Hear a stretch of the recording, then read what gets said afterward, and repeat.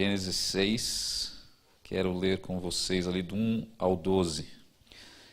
E aconteceu que, como os homens começaram a multiplicar-se sobre a face da terra, e lhes nasceram filhas, viram os filhos de Deus que as filhas dos homens eram formosas e tomaram para si mulheres de todas as que escolheram. Então disse o Senhor: não contenderá o meu espírito para sempre com o homem, porque ele também é carne. Porém os seus dias serão 120 anos. Havia naqueles dias gigantes na terra, e também depois, quando os filhos de Deus entraram as filhas dos homens e delas geraram filhos, esses eram valentes, que houve na antiguidade os varões de fama.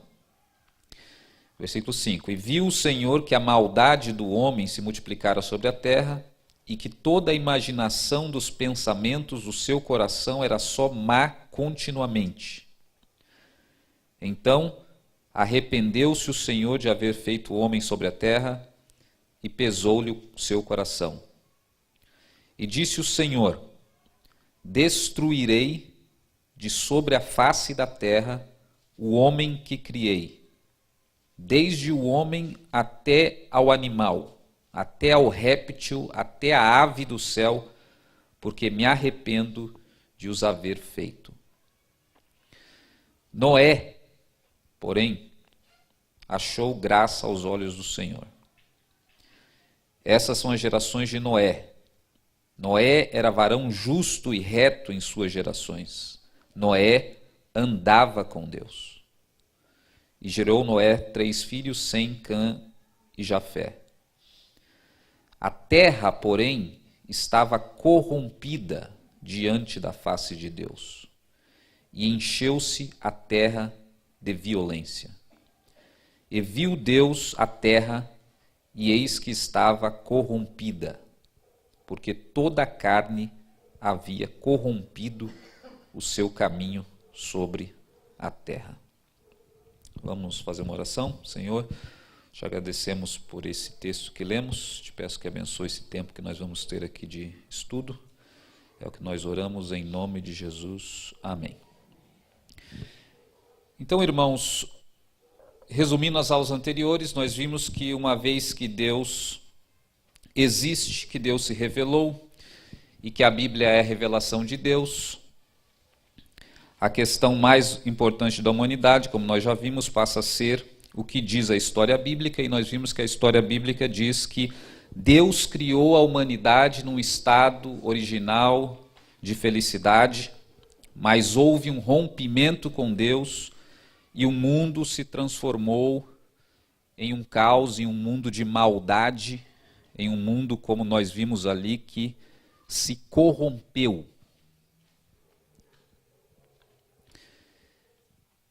E nós vimos em detalhes depois o que foi esse rompimento com Deus. É o que está ali já o resumo na sua folha. Primeiro ponto ali. O rompimento com Deus foi a decisão da raça humana de estabelecer a sua vontade acima da vontade do Criador. Então nós já vimos isso. Assumir o lugar de Deus. Ser governado pela sua própria vontade. Então, esse ponto nós já esgotamos, já desenvolvemos. Mas em segundo lugar, nós vimos também que essa decisão da humanidade desfigurou a própria humanidade, assim como fez com Lúcifer, inaugurou um mundo de sofrimento, e o mundo se transformou então nesse caos que nós lemos ali em Gênesis capítulo 6. E nós vimos na aula passada que, no meio desse caos que o mundo se transformou, surgiu um grupo de pessoas que passaram a se submeter novamente ao Criador. Quem era esse grupo? Os descendentes de Sete, Gênesis capítulo 4. Então, nesse momento, surgiram 2 grupos de pessoas na humanidade. Os descendentes de Caim, que eram aqueles que eram governados somente pela sua própria vontade, era a própria humanidade rebelada contra Deus, e surgiu esse grupo, descendentes de Sete, que foram aqueles que renunciaram, que saíram da rebelião contra Deus e voltaram a se submeter ao Criador. Então surgiram esses dois grupos. E nós falamos que esses descendentes de Sete foram exatamente os primeiros convertidos da história da humanidade. E isso nos fez refletir um pouquinho sobre o que é a conversão verdadeira. A conversão, ponto 3 ali que eu coloquei para vocês agora, o resumo. A verdadeira conversão é a renúncia do ser humano em ser governado pela sua própria vontade. E é o retorno à submissão à vontade do Criador, estabelecendo a vontade divina como o maior valor máximo na vida da pessoa. Então nós vimos o que caracteriza uma pessoa que realmente se converteu a Deus. Ela não é mais governada pela sua cabeça, pelo que ela pensa, pelo que ela acha, pelos valores que ela estabelece como os melhores ou os mais verdadeiros. Uma pessoa que se converte, ela volta a se submeter ao Criador, a Deus. E a vontade de Deus passa a ser na vida dessa pessoa o valor máximo, o valor absoluto, aquilo que é o centro máximo da sua vida. A vontade do Criador. E por isso que nós enfatizamos que Jesus falou tanto sobre a vontade de Deus. Os irmãos citaram os versículos, decoraram Jesus insistindo que a minha vontade é fazer a vontade daquele que me enviou, realizar a sua obra. Por isso que Jesus nos ensinou a orar assim àqueles verdadeiros convertidos: seja feita a sua vontade. E no fundo, a igreja, os convertidos, a comunidade dos convertidos é a comunidade das pessoas que oram, seja feita a vontade de Deus. E não só oram, porque esse é o objetivo máximo das suas vidas. Que a vontade de Deus seja feita, seja estabelecida na terra, no céu, no universo, em todo lugar. E começa com ela estabelecendo essa vontade na sua própria vida. Começa com ela tirando o deusinho no qual ela se tornou do trono e colocando novamente o Deus, o Criador, no trono da sua vida. Então nós vimos que essa história do Gênesis aqui já é de grande valor para a gente entender o que Jesus está falando, o que Jesus está pregando, o que é essa conversão que a Bíblia tanto fala. Isso esclarece também, eu estava conversando com uma pessoa essa semana, e até me acendeu uma luz, né? Que o que nós falamos,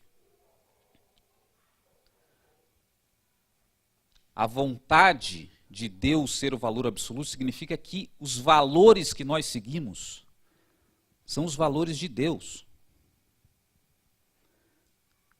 Os objetivos que nós temos são os objetivos de Deus. E aí me acendeu essa luz, porque alguém comentou uma coisa, e eu acho interessante esclarecer aqui, e eu sei que é totalmente desnecessário isso, para quem já me conhece há algum tempo, mas como tem alunos que não me conhecem há muito tempo, eu acho interessante esclarecer. Quando eu fiz a paráfrase, por exemplo, do Bom Samaritano, aquilo não tinha nada a ver com questão política eleitoral. Eu estava dizendo aqui que nós, como servos do Criador, nós somos obrigados ou somos proibidos de odiar. E odiar quem quer que seja. Desde a pessoa mais detestável, até aqueles que estão em posição de mais alta autoridade, nós somos proibidos por uma determinação do Criador de fazer isso. E era a história do bom samaritano, porque, no fundo, resumindo aquela história, sabe o que o samaritano perguntou para Jesus? Quem eu devo amar? Era isso que ele estava perguntando. Quando ele pergunta quem é o meu próximo, ele está perguntando, mas quem que eu tenho que amar? É todo mundo? Quem que eu tenho que amar? E aí Jesus, quando responde assim: você quer amar, quer servir ao Criador, quer fazer a vontade do Criador, então comece amando aquele que você mais odeia, que era o samaritano. Os judeus, para vocês saberem, eles não passavam, eles desviavam o caminho, eles faziam uma volta, andavam dezenas de quilômetros a mais só para não enxergar um samaritano na frente dele. E aí você lembra que Jesus com seus discípulos iam para um lugar que tinha que passar por Samaria, e aí Jesus e os discípulos falaram, não, nós não vamos por aqui, vamos por ali. Jesus falou, não, nós vamos por aqui. Lembra da história da mulher samaritana? Nós vamos por aqui mesmo. Que eu quero passar por lá, por Samaria. E quando Jesus chega em Samaria, os discípulos vão buscar alguma coisa lá, Jesus encontra uma mulher no poço. E quando os discípulos voltam, eles ficam escandalizados, porque Jesus está falando com aquela escória, que eram os samaritanos. E aí Jesus não fala só com a mulher. Jesus pede para ela tirar a água, conversa com ela, e ainda faz dela um missionário. Manda ela voltar para os dela para pregar, falar sobre ele. Esse é o Jesus que não olha para o mundo com pessoas separadas em castas, em classes diferentes, esquerdistas e direitistas, petistas e bolsonaristas. Ele não olha assim. São seres humanos que precisam de salvação. Então eu sei que é totalmente desnecessário eu dizer que não tinha nada a ver com política eleitoral isso, mas só para ficar absolutamente claro isso. E vocês sabem, a maioria de vocês já me viram, há 4 anos atrás eu já falei sobre isso, há 8 anos atrás eu já falei sobre isso, há 12 anos atrás eu já falei sobre isso. Não nessa igreja, já em outra igreja eu falava a mesma coisa. Que a minha posição, a minha opinião, desculpa aqui, pode deixar no silencioso ali. A minha posição a respeito disso que é muito clara. Eu acredito que a fé cristã e a política não podem se misturar. Ou melhor, a igreja não pode se corromper com a política. Porque é isso que a igreja faz quando se mistura com a política. Ela se corrompe. Mesmo que os objetivos aparentes sejam bons, porque Jesus falou, o reino de Deus, os valores de Deus não são implantados no mundo pela política, pelo poder político. E toda vez que a igreja, na história da humanidade, inventou de misturar com política, aconteceram as páginas mais escabrosas da história da igreja.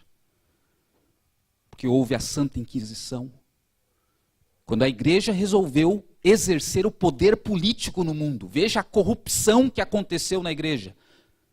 Milhares de pessoas morreram torturadas, queimadas, decapitadas pela Santa Inquisição da Igreja Católica. Quando a igreja resolveu se misturar com política, houve as cruzadas dos cristãos que mataram milhares em nome da família, em nome dos bons costumes, saíram matando pessoas, até chegar lá, entre os muçulmanos. Quando a igreja resolveu se misturar com política, até os protestantes, Calvino matou 40 mil camponeses quando ele se misturou com a política. Lutero matou outros tantos que consideravam bruxos na época. Essas são as páginas que existem na história, quando a igreja resolveu se misturar com política. Quando a igreja resolveu implantar o reino de Deus com base no poder político. Isso eu falo, irmãos, não é agora. Há 12 anos atrás, eu já falava isso, já ensinava isso na igreja. Essa é a terceira tentação que Jesus sofreu do diabo. Sabe qual é a terceira tentação do diabo? Lembra? O diabo leva Jesus lá para um monte muito alto e fala assim, ó, tudo isso eu te darei se prostrado me adorares. Todos os teólogos concordam que o que estava acontecendo ali era o diabo propondo para Jesus, por que você não se torna o rei político desse mundo? Vai ser muito mais fácil. Você implanta o reino de Deus, você implanta os valores do reino de Deus pelo meio político. Só que Jesus discerniu que aquilo era uma tentação. Tanto que quiseram fazer de Jesus rei. Está lá no Evangelho de João. Quiseram fazer de Jesus rei e ele fugiu. Jesus discerniu que era uma tentação do diabo.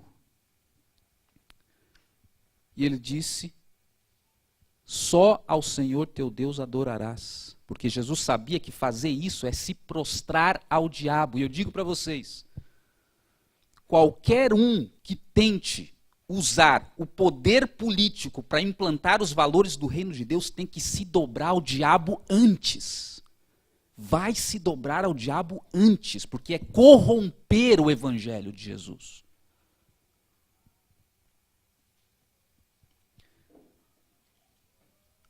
Os valores do reino de Deus são implantados no mundo pela conversão. Pela conversão. Quando o indivíduo volta a se submeter a Deus e fazer a vontade de Deus. E sabe o que acontece quando, às vezes eu fico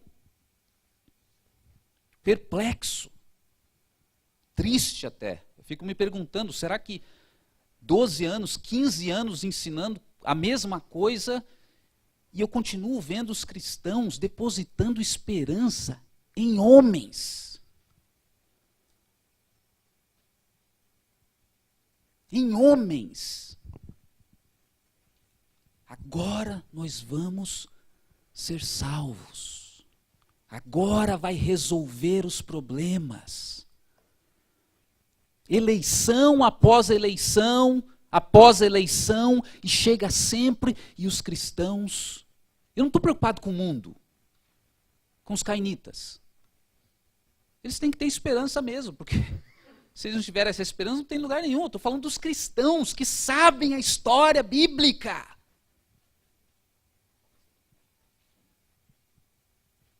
E aí colocando a esperança em homens.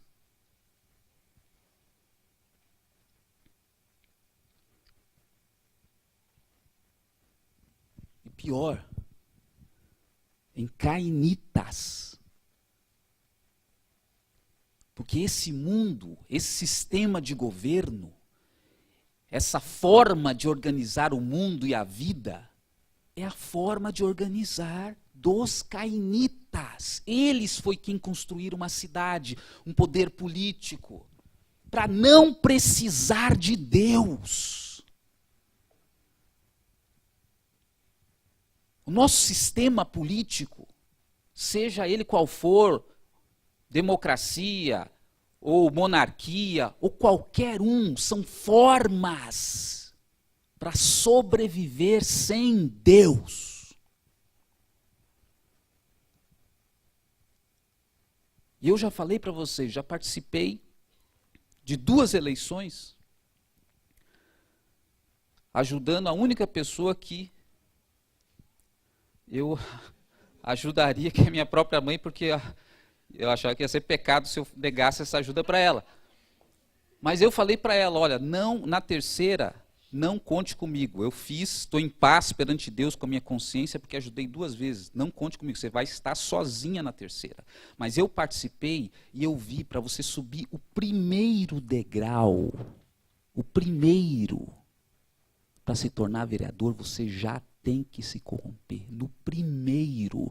E eu estava em coligações que tinha pastores, tinha professores, tinha todo tipo de profissionais. E o primeiro degrau, você tem que se corromper.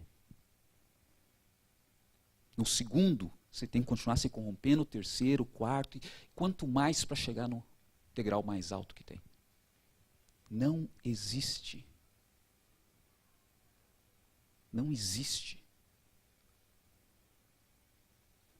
Sabe o que aconteceria?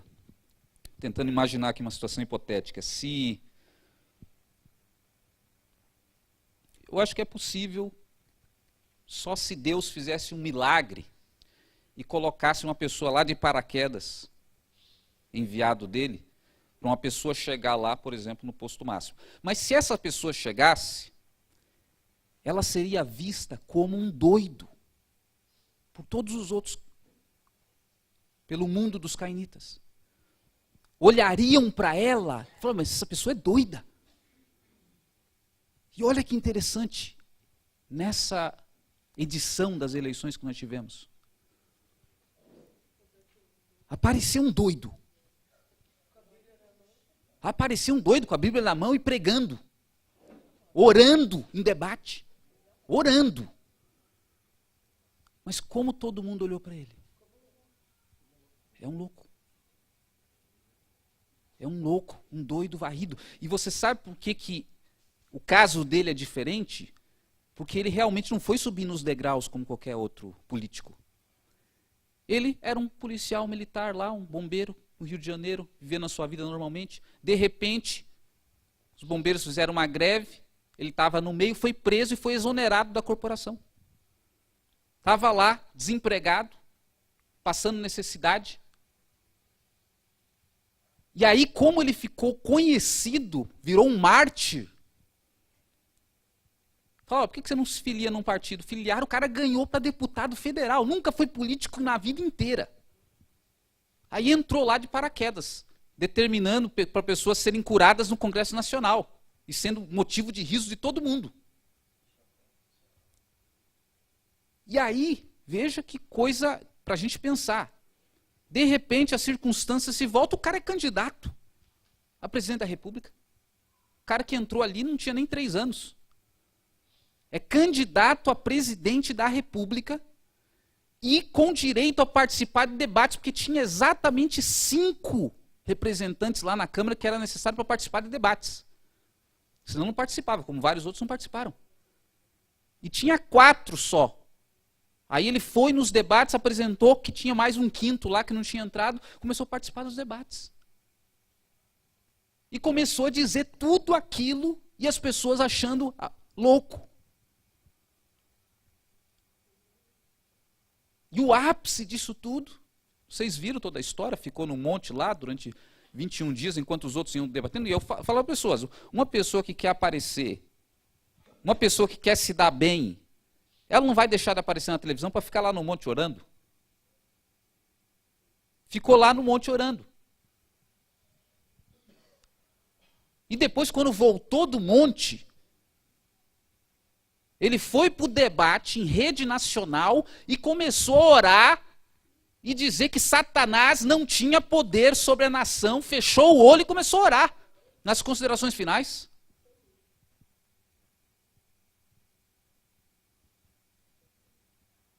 seria visto como um louco.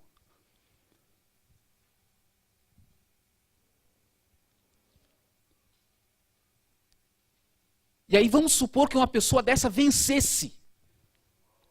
Primeiro, não venceria. Porque esse mundo não é dos descendentes de Sete. Esse mundo é governado e é dominado pelos descendentes de Caim. Não venceria. Mas se houvesse chance, nem chegaria porque matariam. Sabe por quê? Porque já mataram outro no passado. Que nem queria governar nada. Estava lá só pregando o amor, mas começaram a ficar com medo dele. Todo mundo está atrás desse homem. Vai que ele quer ser rei mesmo. Se ele quiser ser rei, está todo mundo junto com ele. O cara faz milagres. O que fizeram? Temos que exterminar esse homem. E mataram. E você conhece o nome dele? Mas vamos supor que ainda assim, uma pessoa que foi levantada chegasse a assumir o poder e começasse a governar. Aí é porque se corrompeu. Se corrompeu. Que foi o que aconteceu com a igreja que eu estava falando para vocês. Quando a igreja chegou no poder, é porque ela se corrompeu, se dobrou ao diabo e começou a praticar obras tão ruins ou piores que os cainitas. Então é claro, extrapolei um pouco aqui, mas tudo isso só para deixar claro que essas coisas que a gente está falando aqui não tem nenhuma conotação política eleitoral, até porque esse mundo é de Caim.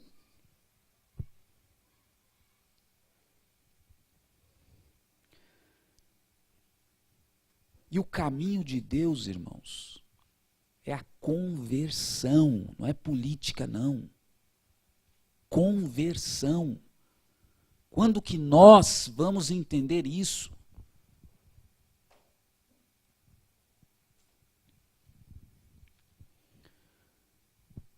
Dizem que a verdade nas pessoas aparece por meio das paixões que elas manifestam. Quando a gente olha e vê um momento desse político, e as paixões começam a se manifestar, e a pessoa briga, e a pessoa bate o pé, e a pessoa faz campanha, e a pessoa coloca coisa no peito, isso é paixão. E as paixões manifestam o que nós acreditamos realmente. Se nós acreditamos que a mudança do mundo é através da conversão, o que Jesus ensinou, ou se nós acreditamos que a mudança do mundo é elegendo alguém no mundo dos cainitas. Essas paixões que despertam na gente mostram o que nós acreditamos. Se acreditamos que é a conversão, nós vamos ser movidos a isso. Ah, tem eleição? Pouco importa. Isso não vai mudar nada. Mas eu sei uma coisa que muda, e isso vai ser a paixão que me motiva. E vocês sabem quantas pessoas estão com tantas paixões, crentes, eu não estou falando dos cainitas, porque isso aí é o mundo deles. Falando dos crentes, com tanta paixão que nunca demonstraram pelo reino de Deus, pelo evangelho de Cristo, pela mensagem de Jesus, mas aquela paixão exacerba quando é para defender um cainita que quer assumir o poder.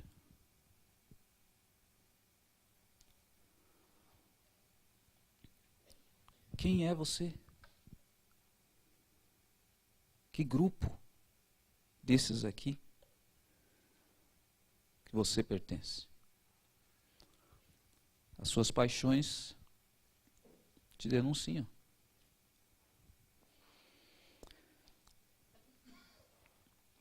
Mas voltando aqui, na sequência, ponto 4, que é o de hoje. Não obstante a possibilidade de conversão, a humanidade se corrompeu irremediavelmente e perdeu em absoluto a capacidade de viver submetida à vontade do Criador. Por que eu escrevi isso aqui? Porque, veja ali no primeiro ponto, após 1500 anos, os descendentes de Sete praticamente desapareceram da Terra. Eu fiz essa conta aqui para você, são 8 gerações dos descendentes de Sete. Somando todas as idades ali, vai dar mais ou menos 1500 anos até Noé. E o curioso é que nós vemos no texto que nós lemos que sobrou somente quem? Noé. Aí nós especulamos na aula passada o seguinte: eles foram mortos, eles foram convertidos ao contrário, né, voltaram a servir a própria vontade. E eu acredito que as duas coisas, mas principalmente a segunda, eles foram cooptados pela cultura dos cainitas. E por que eu digo isso? Porque vamos fazer uma conta matemática aqui rápido, fácil. Vamos supor que em cada uma dessas gerações, eles viviam aproximadamente quantos anos? 120 depois do dilúvio, antes do dilúvio, depois você vê. A idade chega a 800 e poucos anos. Eu não cheguei a comentar sobre isso, mas 800 e poucos anos. Então vamos fazer uma estatística bem moderada. Vamos supor que cada um desses homens que viveu 800 e tantos anos tenha tido somente 10 filhos. Só, né, que é muito pouco, né? 10 filhos meus avós tiveram. Né, pouco. Vamos supor que cada um tivesse 10 filhos só. Depois de 1500 anos, sabe quantas pessoas teriam dos descendentes de Sete? Cerca de 1 bilhão de pessoas.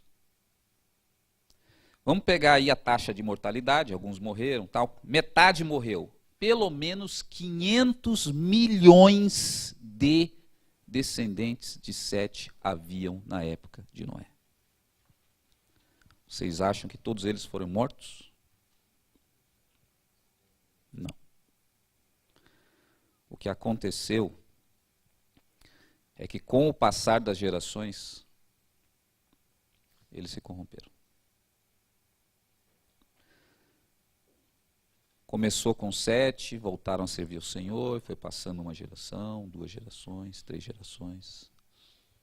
Depois de 1500 anos, não tinha mais ninguém que servia a Deus. Só Noé. Os cainitas dominaram o mundo. E os descendentes de Sete viraram cainitas, espiritualmente falando.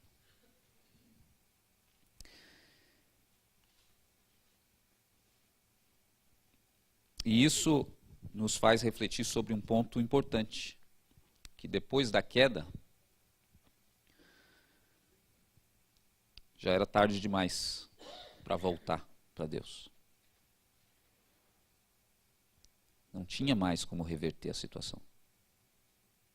Mesmo eles querendo servir a Deus, não era mais possível. Eles não tinham mais capacidade de se submeter a Deus. No momento que eles abriram a caixa, que nós falamos na aula passada, eles entraram num processo que não tinha mais volta. E mesmo a vontade deles, mesmo eles querendo servir a Deus, eles não conseguiam mais. Não eram mais capazes. E aí você pode perguntar, mas Ricardo, e Noé? Noé não conseguiu?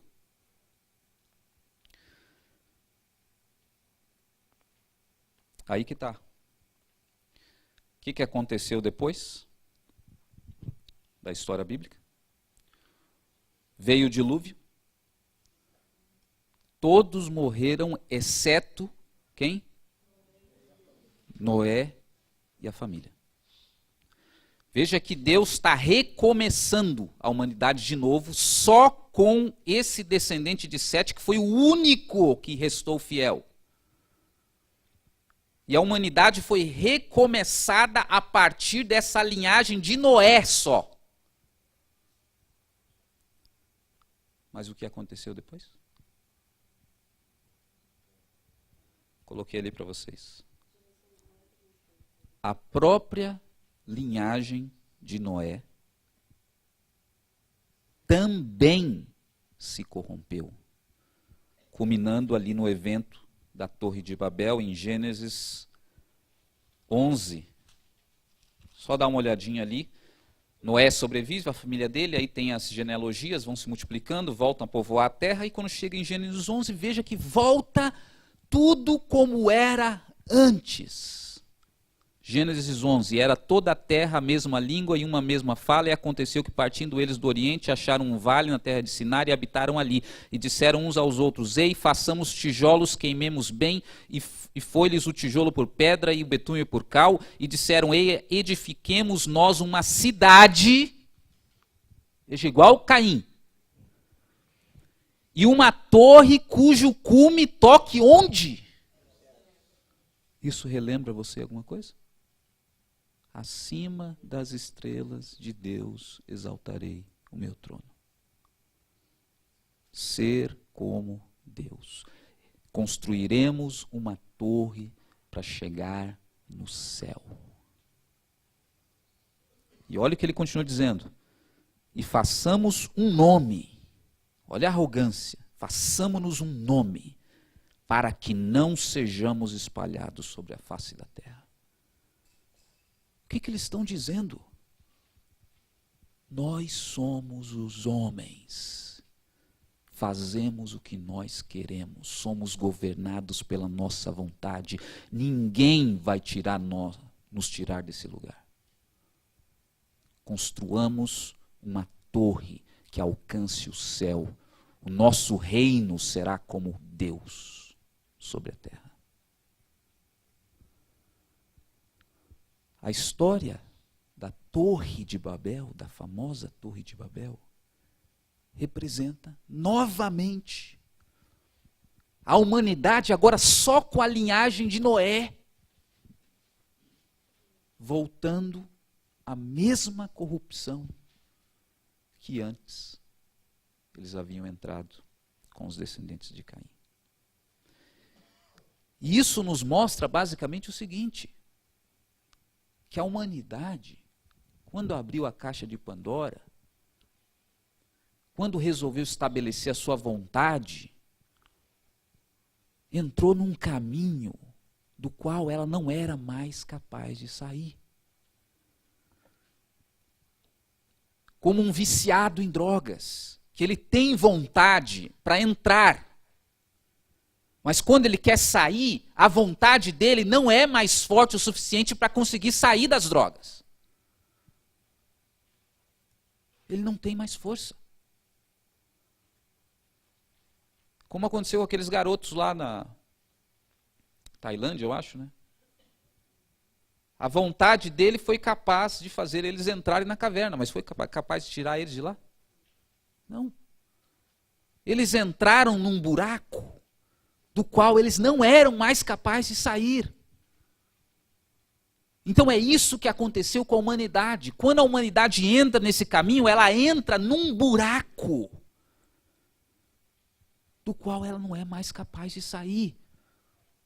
Mesmo os descendentes de Sete que quiseram voltar, eles não foram capazes de continuar. E veja, não era só uma pressão cultural, porque todo mundo era descendente de Caim, e eles estavam ali no meio de tudo aquilo. Não é, porque Deus eliminou toda a humanidade, sobrou só uma família.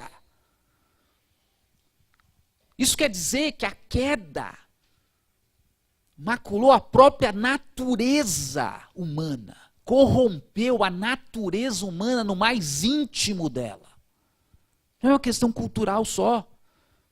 Ou seja, se você fosse tirado do mundo, ficasse sozinho, sem nenhuma influência, nem da Rede Globo, nem de nada, você ia acabar no mesmo buraco.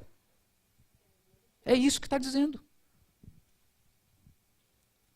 Porque foi isso que Deus fez. Eliminou todo mundo. Está aqui, ó. Só o remanescente fiel, só a família dele. Agora dá certo.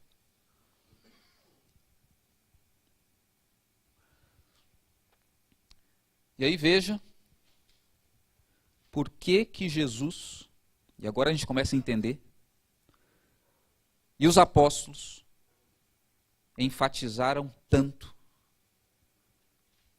a corrupção humana. Lembra de Paulo falando? Romanos 3? Todos se corromperam. Todos. Não foi só o PT, o PSDB, ou os partidos que estão aí. Todos se corromperam. Todos juntamente se corromperam. Não há quem entenda, não há quem busque a Deus. Está sendo categórico. Não existe um ser humano que não tenha se corrompido. Isso é o apóstolo Paulo falando. E ele está citando, na verdade, um texto bíblico lá de Salmos. Salmos 14, 3, que fala a mesma coisa. Todos se corromperam. Não há quem entenda, não há quem busque a Deus. E depois ele vai dizer, porque todos pecaram, estão destituídos, estão separados da glória de Deus. Todos.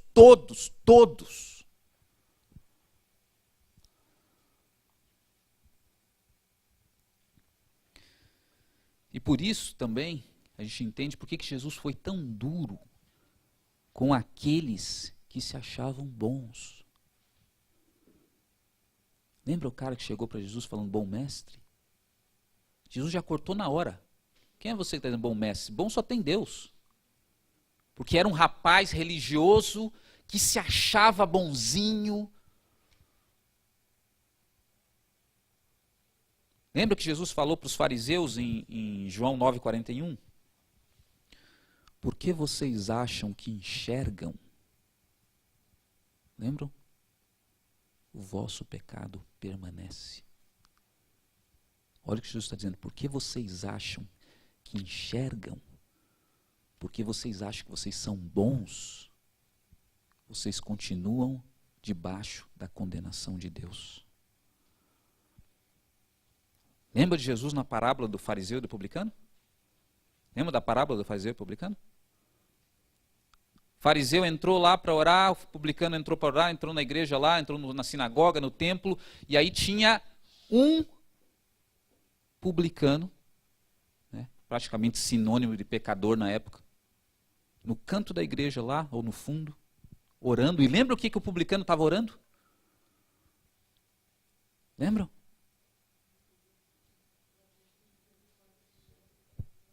Chorando, batendo no peito e dizendo: tem misericórdia de mim, porque eu sou pecador. E aí quando entra o fariseu no templo, o que ele ora? Lembram? Lembram o que ele ora? Muito obrigado, Senhor, porque eu não sou como aquele publicano que está lá atrás, pecador, ladrão, avarento. Muito obrigado, porque eu sou uma pessoa correta, eu sou uma pessoa justa, eu sou uma pessoa que vem à igreja, eu sou uma pessoa que dou meus dízimos. Muito obrigado. E como Jesus termina a parábola? Ele faz uma pergunta. Qual dos dois você acha que saiu justificado da presença de Deus? Qual dos dois? Aquele. Jesus gostava de fazer isso, ele não respondia, ele deixava as pessoas, fazia as próprias pessoas responderem. Aquele que se humilhou, aquele que tinha compreendido que ele havia se corrompido, e que não era merecedor de nada de Deus. E que qualquer coisa que Deus fizesse por ele ou para ele, era por pura misericórdia de Deus. E não porque ele merecesse qualquer coisa.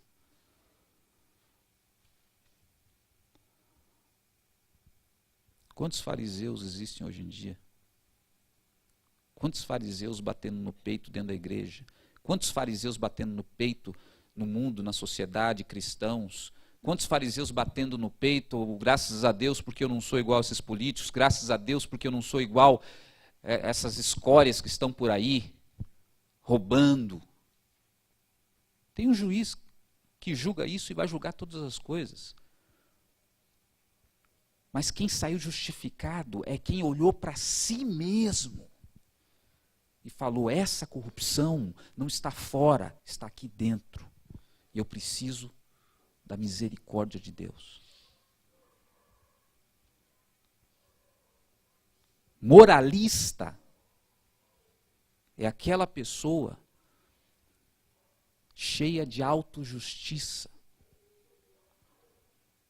Não é a pessoa que valoriza o certo e o errado, que tem que ter certo e tem que ter errado. Isso aí é bíblico. Mas o moralista é aquela pessoa cheia de autojustiça que se acha melhor do que as outras pessoas.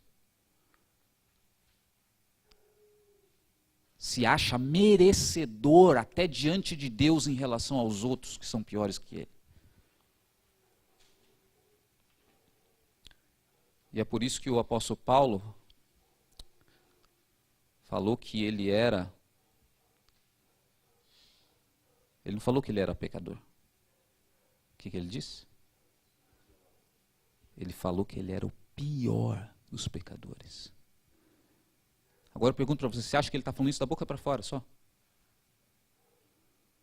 Porque se ele disse que ele era o pior, vamos fazer um exercício aqui. Ele está falando que é pior que Hitler.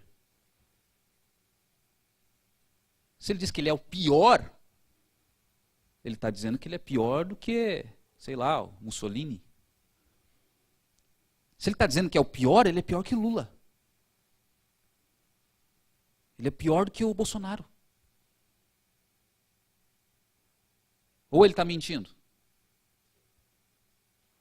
Então veja que a pessoa convertida, ela se submete a Deus totalmente. E por outro lado, ela é capaz de reconhecer: eu não mereço nada, eu sou o pior, eu sou pecador. Não tem um outro ser humano que é melhor ou pior do que eu, porque eu me corrompi também, porque eu pequei, porque eu me desviei de Deus, porque eu me afastei, porque eu rompi com Deus. E aí, como num passe de mágica, nesse momento, é que Deus começa a fazer de você outra pessoa.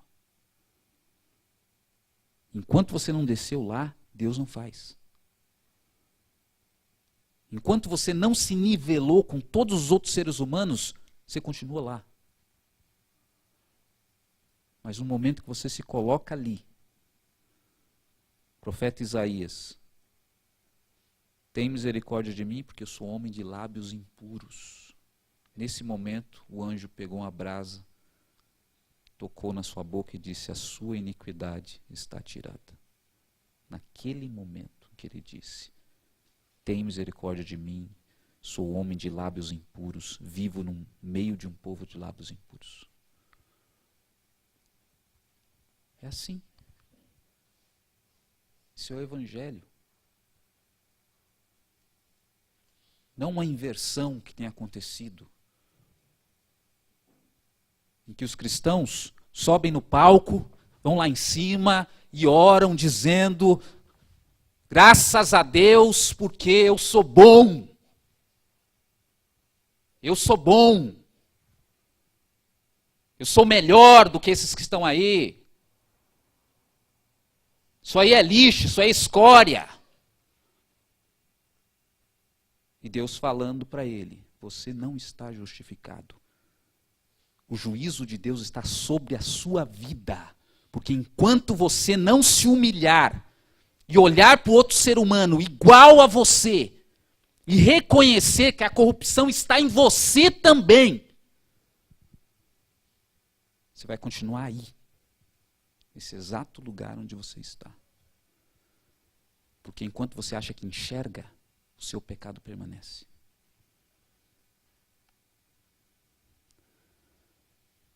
O Evangelho, irmãos, ensina a gente outra coisa. A história bíblica ensina a gente outra coisa. E esse é um momento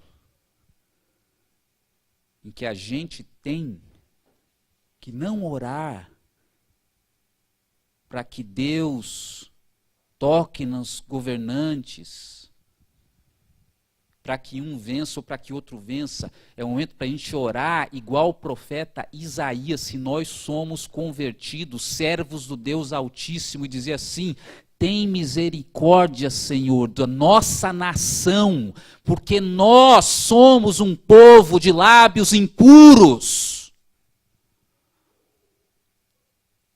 Nós. E precisamos da graça de Deus, todos nós.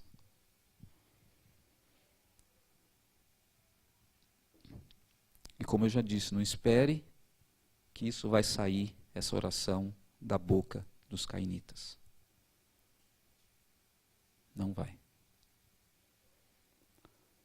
Essa oração só pode sair da boca daqueles que se converteram verdadeiramente a Deus.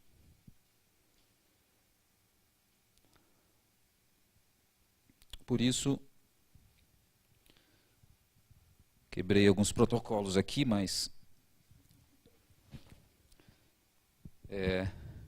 vou quebrar o último para a gente terminar.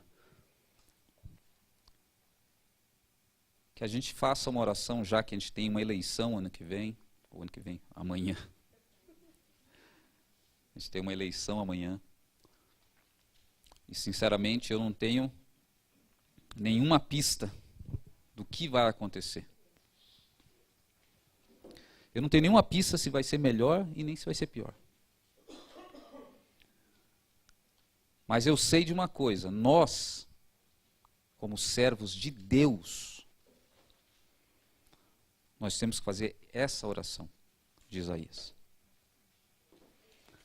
E por isso eu queria orar com vocês hoje, se vocês compreendem essa mensagem.